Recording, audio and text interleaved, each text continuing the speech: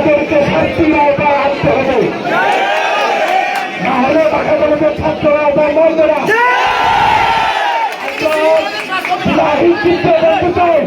যারা দায়ী তাদেরকে অবশ্যই শাস্তি দিতে হবে। এখন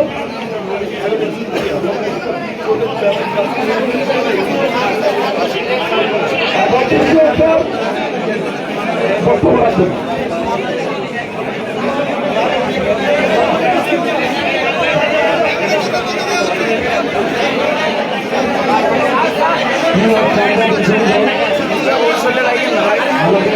ভাই দেখবেন না ভাই, অল্প ফুল দেখা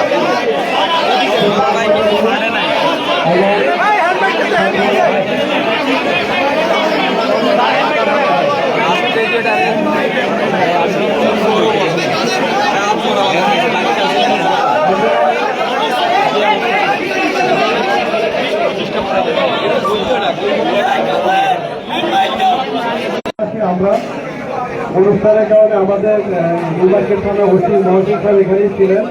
আমরা যখনই শুনতে পেয়েছি যে আমাদের বাস আক্রান্ত হয়েছে, তাকে আমি অনুরোধ করেছি এবং উনি সাথে সাথে গিয়েছেন সেখানে। তারপরে তার সাথে অনেক পরে যোগাযোগ করতে পেরেছি, তখন উনি জানিয়েছিলেন যে বাইরে হাসপাতালের দিকে আছেন।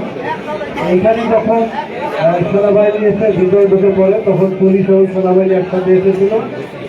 এই অবস্থায় ধরে আমাদেরকে আবার রক্ষা করে আর কি। এরপরে আমার সাথে আমাদের ইসলামিক ইতিহাস বিভাগের প্রভাষক ইকবাল হোসেন উনি আহত হন, কারণ এই দুদিকে দিনের মাঝখানে ওনার গায়ে লাগে, আহত হন উনি।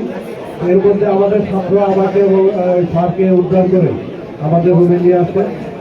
টিয়ার গ্যাস এবং সাউন্ড গ্রেনেডের ভিতরে মারার ফলে আমাদের কতজন ছাত্র আহত হয়েছে এখনো আমরা নিশ্চিত না, তবে পিজি, ঢাকা মেডিকেল এবং অন্য আরও কোথাও আছে। আর আমাদের এখানে রেড ক্রিসেন্ট ইউনিট তারাও তাদেরকে শুশ্রূষা করে প্রাথমিক চিকিৎসা দিয়ে তাদেরকে আবার হাসপাতালে প্রেরণ করেছে। এই সংখ্যাটা আমাদের হয়তো একটু সময় লাগবে নিরূপণ করতে।